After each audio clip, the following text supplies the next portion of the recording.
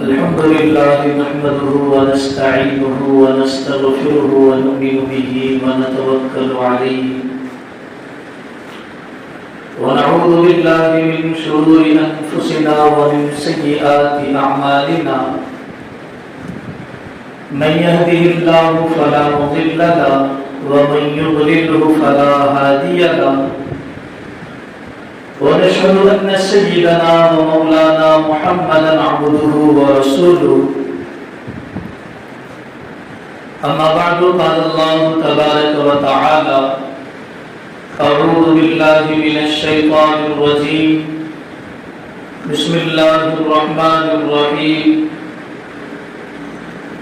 لقد جاءكم رسول من أنفسكم عزيز عليه ما عنتم حريص عليكم بالمؤمنين رؤوف رحيم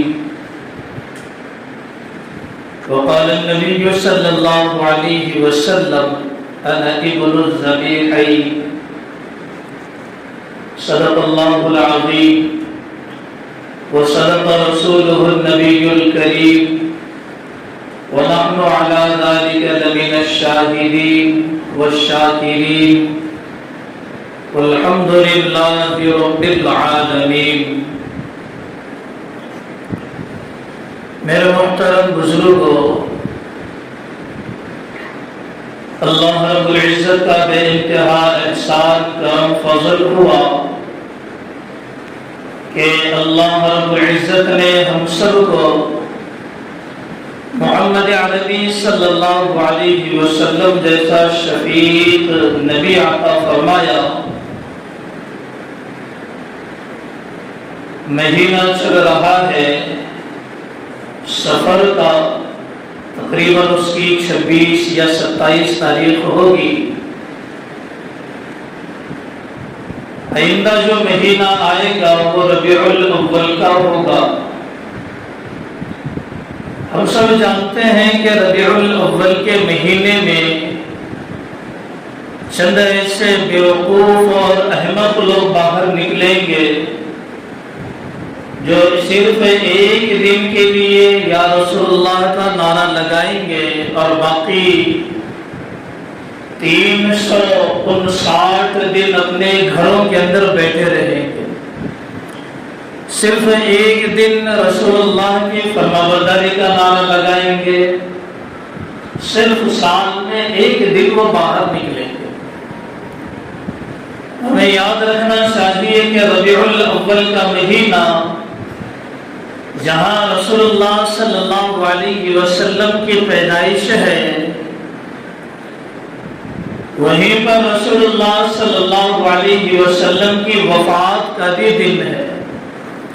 اب ہم سوچ لیں کہ ہمیں خوشیاں منانی ہے یا رسول اللہ کی فرما برداری کے اندر ہمیں سال کے 360 دن ان کی فرما برداری میں گزارنا ہے۔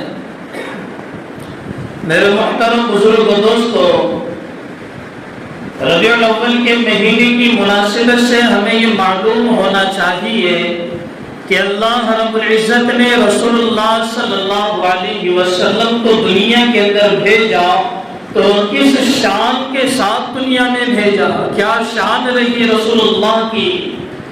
دنیا میں آنے سے پہلے اللہ نے رسول اللہ کے نام کو اتنا بلند کیا کہ شاید ہی کسی اور نبی کے نام کو بلند کیا ہو۔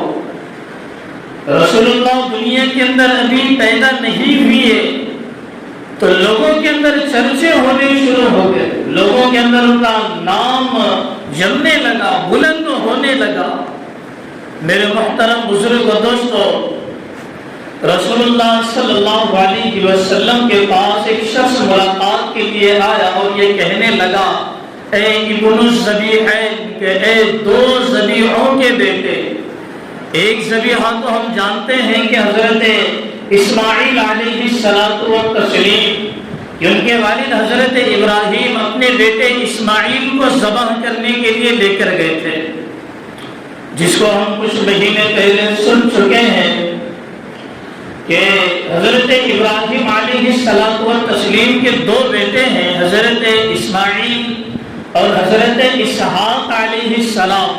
حضرت اسحاق سے تو بہت سارے نبی دنیا کے اندر تشریف لائے، لیکن حضرت اسماعیل علیہ الصلوۃ والتسلیم کی اولاد میں سے کوئی نبی نہیں آیا سوائے محمد عربی صلی اللہ علیہ وسلم کے۔ حضرت ابراہیم علیہ الصلوۃ والتسلیم جب کعبۃ اللہ کی تعمیر انہوں نے کی تو دعا مانگی تھی کہ آخری نبی میری اولاد میں سے ہو، تو دو ان کے بیٹے حضرت اسحاق، حضرت اسماعیل، حضرت اسحاق کے بیٹے حضرت یعقوب، حضرت یعقوب کے بیٹے حضرت یوسف، تو ان کی اولاد میں بہت سارے نبی دنیا کے اندر آئے۔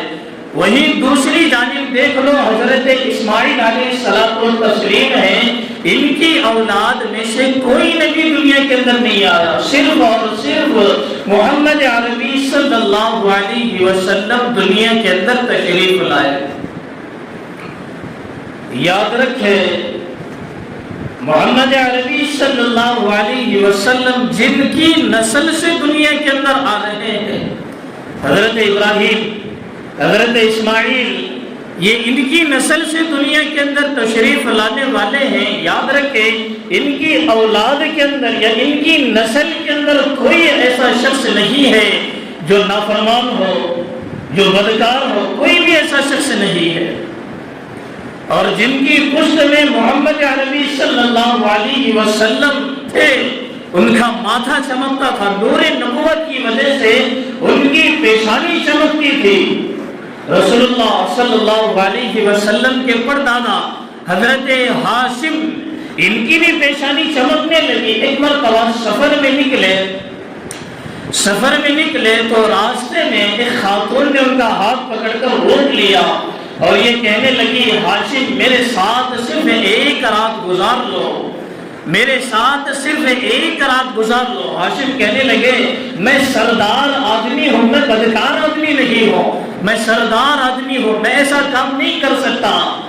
کچھ دن گزر گئے، گزرنے کے بعد حضرت ہاشم کا نکاح ہوا حضرت سلمہ سے۔ کچھ دن کے بعد واپسی ہوئی، پھر سے وہی عورت ان کو نظر آئی، تو حضرت ہاشم نے ان کے سامنے نکاح کی بات کی کہ سب سے بہتر طریقہ یہ ہوگا کہ آپ مجھ سے نکاح کر لو۔ تو وہ عورت کہنے لگی، ہاشم ہمیں غلط نہ سمجھنا، میں بھی بڑی زاہدہ اور بڑی متقی عورت ہوں، میرا بھی تعلق سردار گھرانے سے ہے، میں بھی کوئی بدکار عورت نہیں ہوں۔ میں نے تمہاری پیشانی کے اوپر نور نبوت چمکتا ہوا دیکھا، میرا دل یہ چاہا کہ وہ نور نبوت میرے بدن کے اندر آ جائے، لیکن وہ تو سلمہ لے گئی۔ میرے محترم بزرگ دوستو، نور نبوت جس نسل سے رسول اللہ آ رہے ہیں یا جن کی پشت سے رسول اللہ کو آنا ہے، ان کی پیشانی چمکتی تھی کہ ہاں رسول اللہ ان کی نسل سے آ رہے ہیں، رسول اللہ ان کی نسل سے آ رہے ہیں۔ میرے محترم بزرگ دوستو، ایسا ہی اور ایک واقعہ رسول اللہ صلی اللہ علیہ وسلم کے والد گرامی حضرت عبداللہ کے ساتھ پیش آیا۔ حضرت عبداللہ کی عمر جب شادی کو پہنچی، ان کے والد گرامی حضرت عبد المطلب رہنے والے تھے مکہ المکرمہ کے اندر۔ مکہ المکرمہ کے اندر حضرت عبداللہ اور ان کے والد رسول اللہ کے دادا حضرت عبد المطلب رہنے والے تھے مکہ المکرمہ کے اندر۔ جب نکاح کی عمر ہو گئی تو ان کے والد ان کو لے کر چلے مدینہ منورہ۔ راستے میں ایک جگہ رکے، کہیں اگر لمبا سفر ہو تو راستے میں ایک جگہ ٹھہرتے ہیں تاکہ کمر سیدھی کر لی جائے اور سستی کو دور کر لیا جائے۔ ہم بھی اگر کہیں دور کا سفر ہوتا ہے تو راستے میں ایک جگہ ٹھہر کر چائے وائے یا ناشتہ وغیرہ کر لیتے ہیں تاکہ تھکاوٹ دور ہو جائے۔ تو ان کے والد اور حضرت عبداللہ دونوں نکلے باپ بیٹے، کس کی غرض سے؟ نکاح کی غرض سے نکلے۔ راستے میں ایک جگہ ٹھہرنے کے بعد ایک عورت نے اس کے گھر کے اوپری حصے سے حضرت عبداللہ کو دیکھا، چہرے کے اوپر پیشانی کے اوپر نور نبوت چمک رہا ہے۔ کیا پتہ چلا کہ انہی سے محمد عربی صلی اللہ علیہ وسلم ان کی نسل سے دنیا کے اندر آئیں گے۔ تو آ کر ہاتھ پکڑا تو حضرت عبداللہ بے چین ہو گئے، ناگواری چھا گئی، تو ہاتھ جلدی سے چھڑا لیا۔ تو پوچھے یہ کیا حرکت ہے؟ تو وہ کہنے لگی غلط مت سمجھنا، ایک رات مجھ سے گزار دو تمہاری دیت کے لیے، تمہاری جان بچنے کے لیے 100 اونٹ تمہارے لیے قربان دیت ہے، 100 اونٹ میں تمہیں دیتی ہوں، 100 اونٹ میں تمہیں دیتی ہوں، ایک رات میرے ساتھ گزار دو۔ 100 اونٹ کا کیا معاملہ ہے؟ حضرت عبداللہ کی جان بچی تھی 100 اونٹ کے بدلے میں، 100 اونٹ کے بدلے میں رسول اللہ کے والد گرامی حضرت عبداللہ کی 100 اونٹ کے بدلے میں جان بچی۔ وہ کیسے بچی؟ حضرت ابراہیم علیہ الصلوۃ والتسلیم کے بیٹے حضرت اسماعیل، ان کی ایڑی سے نکلا تھا زمزم۔ کئی سال گزرنے کے بعد مکہ المکرمہ کے اندر قبیلے جرہم کا قبضہ تھا۔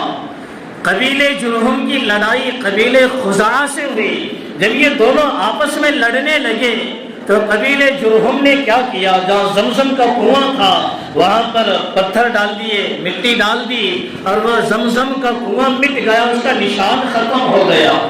300 سال گزرنے کے بعد، 300 سال اس واقعے کو، جو یہ لڑائی ہوئی تھی دونوں قبیلوں کے درمیان، اس واقعے کے بعد 300 سال گزرنے کے بعد مکہ کعبۃ اللہ کے متولی بنے حضرت عبد المطلب، رسول اللہ کے دادا۔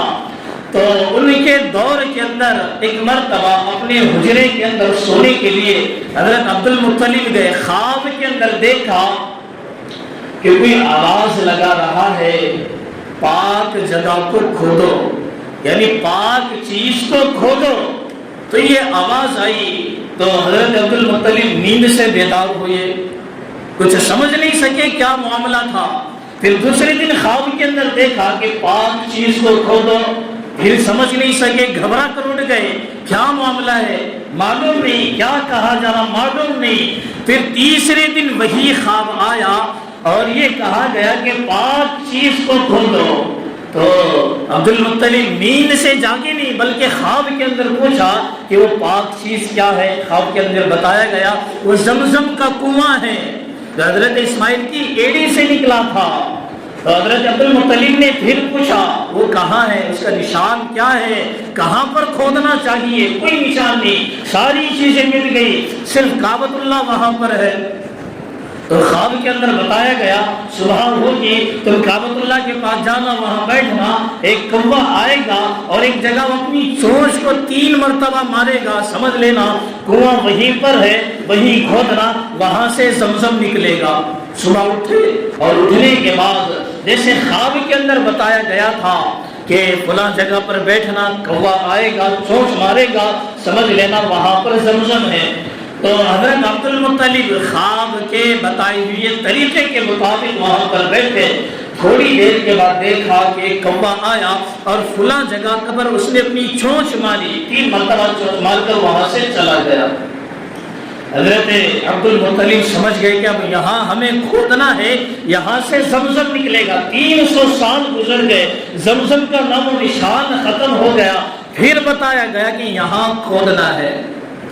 اپنے قبیلے کے لوگوں کو بلایا، کہنے لگے یہاں زمزم ہے، خواب کے اندر مجھے ایسے ایسے بتایا گیا۔ تو لوگوں نے یقین نہیں کیا۔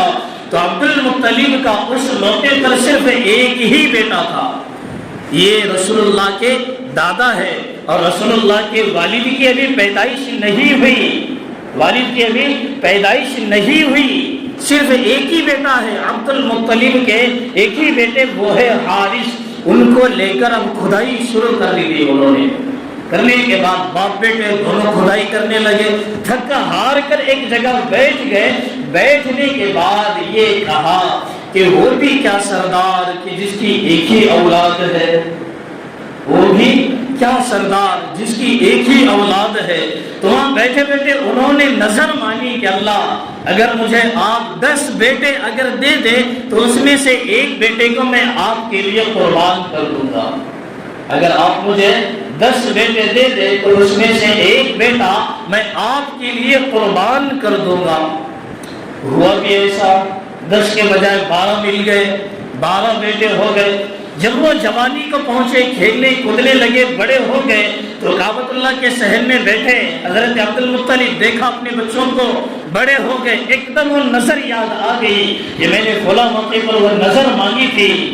وہ فرما برداری کی انتہا دیکھو، زمانہ ہے کفر کا اور چاروں طرف کفر پھیلا ہوا ہے، اور ان کے بیٹے بڑے ہو گئے، سب کو ایک ایک لائن سے کھڑا کیا اور اپنی نظر ان کے سامنے بیان کی کہ میں نے ایسی ایسی نظر مانی تھی، 10 یا 12 یا اس سے زیادہ یا 10 بیٹے ہو جائے تو ایک بیٹا اللہ کے لیے قربان کر دیں گے، ایک بیٹا اللہ کے لیے قربان کر دیں گے۔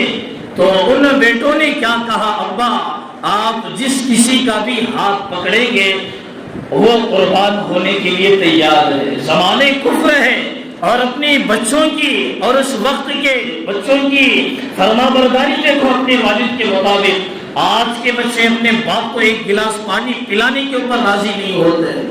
آج کی اولاد اپنے والد کو ایک قدم ہاتھ پکڑ کر چلانے کے لیے تیار نہیں ہوتے۔ وہ زمانے کفر ہے، جان کی بازی لگانے کے لیے تیار ہے۔ آپ جس کا ہاتھ پکڑیں گے وہ قربان ہونے کے لیے تیار ہے۔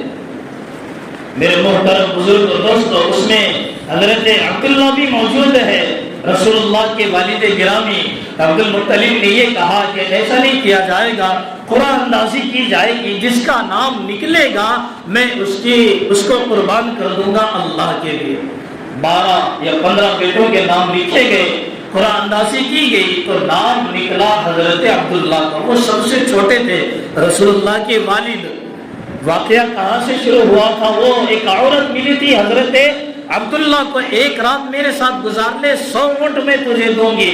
تو وہاں سے یہ واقعہ میں سنانے لگا ہوں۔ تو عبد المطلب چٹھی نکلی حضرت عبداللہ کے نام، اور ان کی جو بہنیں اور جو خوبیاں تھیں حضرت عبداللہ کی، حضرت عبداللہ سب سے چھوٹے بھائی تھے، سب سے لاڈلے پیارے بھائی تھے۔ کہنے لگے ابا یہ سب سے پیارا ہے، سب سے چھوٹا بھائی ہے، آپ اس کو نہ لے جائیں۔ تو حضرت عبد المطلب کہنے لگے ہم سردار ہیں، سردار کے خاندان سے ہمارا تعلق ہے، زبان سے جو بات نکل گئی ہم اسے پیچھے نہیں ہٹ سکتے۔ تو لوگوں کے اندر بھی چرچا ہونے لگی کہ عبد المطلب اپنے بیٹے کو ذبح کرنے کے لیے لے کر جا رہا ہے۔ سارے قریش والے جمع ہو گئے، مکہ کے لوگ جمع ہو گئے۔ اس میں سے ایک صحابی کے والد حضرت عمرو بن عاص بن وائل، یہ صحابی کے والد ہیں، ان کو ایمان کا نصیب نہیں ہوا۔ وہ آ کر سامنے کھڑے ہو گئے، کہنے لگے میں ایسا نہیں ہونے دوں گا۔ عبد المطلب کہنے لگے یہ سردار کی زبان ہے، میں ایسا ضرور کروں گا۔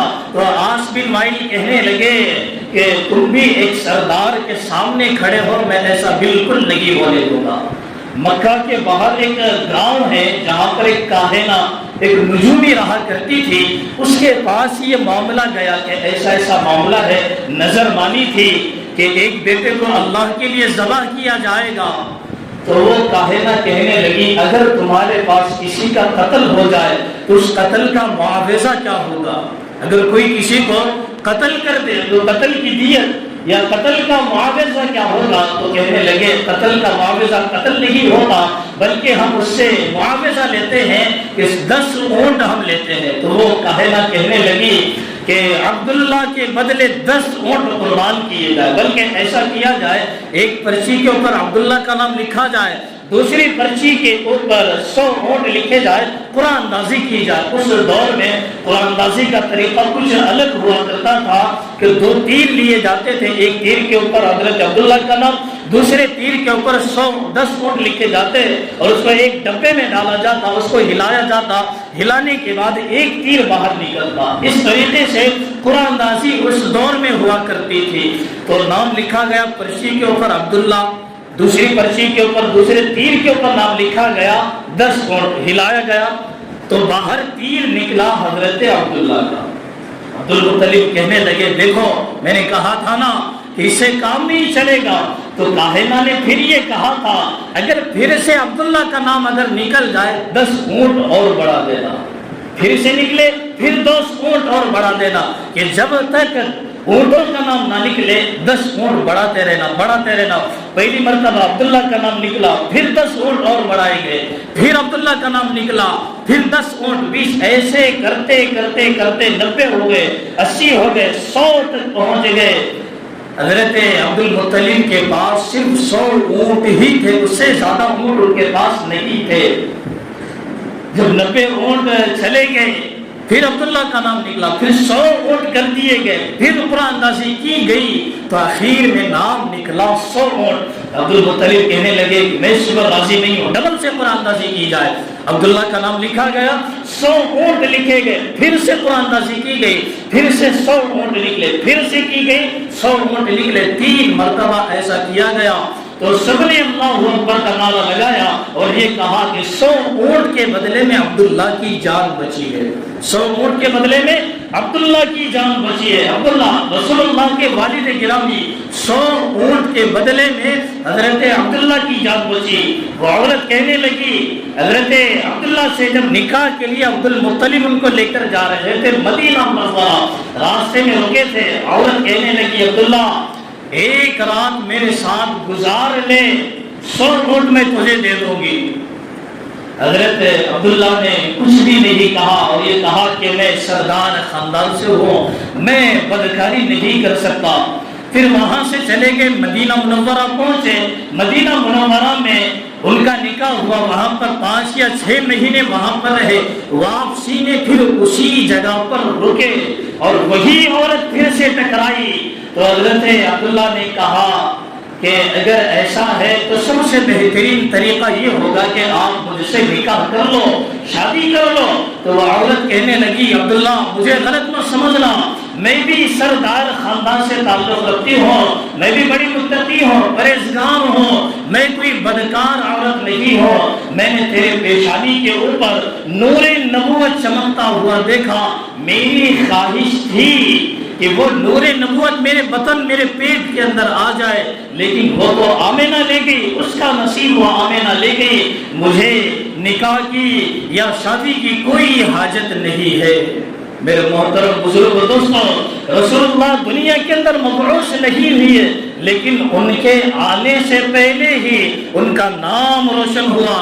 ان کے آنے سے پہلے بھی یا جس کی پشت سے رسول اللہ دنیا کے اندر آ رہے ہیں ان کا ماتھا چمکتا تھا نور نبوت کی وجہ سے کہ ان کی نسل سے رسول اللہ دنیا کے اندر آنے والے ہیں. میرے محترم بزرگ و دوستوں، یہ مختصر سی تاریخ رسول اللہ کی پیدائش کے پہلے کی ہے. ربیع الاول کا مہینہ کچھ دن کے بعد آئے گا تو کچھ ایسے لوگ باہر نکلیں گے جو صرف ایک دن رسول اللہ کا نعرہ لگائیں گے. ایسے بیوقوف ایسے حرام خور لوگ باہر نکلیں گے، صرف ایک دن رسول اللہ کا نعرہ لگائیں گے، باقی دن اپنے بل کے اندر بیٹھیں گے، یا یوں کہہ لو شیطان کے بل کے اندر گھس کر بیٹھیں گے. باقی دن نماز یاد نہیں آئے گی، باقی دن حقوق اللہ یاد نہیں آئیں گے، باقی دن حقوق العباد یاد نہیں آئیں گے. صرف ایک دن لوگوں کے سامنے تماشا کریں گے، لوگوں کے سامنے دکھاوا کریں گے کہ ہاں ہم رسول اللہ کے چاہنے والے. کہاں کے چاہنے والے ہیں؟ باقی دن تو رسول اللہ کی سنتوں کا انہوں نے جنازہ نکالا ہے، باقی دن تو انہوں نے رسول اللہ کو ناراض کرتے پھرے ہیں. صرف ایک دن باہر نکلیں گے اور یہ کہیں گے کہ ہاں رسول اللہ کے چاہنے والے تو ہم ہیں، تو یہ سال بھر نمازیں پڑھنے والے تو پھر بیکار ہو گئے. ایک دن نعرے لگانے والے کامیاب ہو گئے، باقی دن نمازیں پڑھنے والے تو ناکام ہو جائیں گے. میرے محترم بزرگ و دوستوں، صرف ایک دن نعرے لگانے سے، ایک دن روڈوں کے اوپر نکلنے سے، ایک دن جلسے جلوس کرنے سے کامیاب نہیں بنتا. میں تو کہتا ہوں دین کے اندر ایک نئی چیز انہوں نے پیدا کر دی. رسول اللہ نے اپنی زندگی کے اندر پیدائشی دن کے اوپر کبھی خوشیاں نہیں منائی. یاد رکھے جہاں رسول اللہ کی پیدائش ربیع الاول کے اندر کہی جاتی ہے، وہاں رسول اللہ کی وفات کا دن بھی ربیع الاول کے اندر ہے. اب ہم سوچ لیں اگر کسی کے گھر کے اندر اگر جنازہ پڑا ہوا ہے تو وہ انسان خوشیاں نہیں مناتا، وہ انسان نعرے نہیں لگاتا، بلکہ غموں کے اندر ڈوبتا ہے، غموں کے اندر رہتا ہے. میرے محترم بزرگ دوستو، ہمیں چاہیے کہ ہم رسول اللہ کی فرما برداری کے اندر اپنی زندگی گزارے.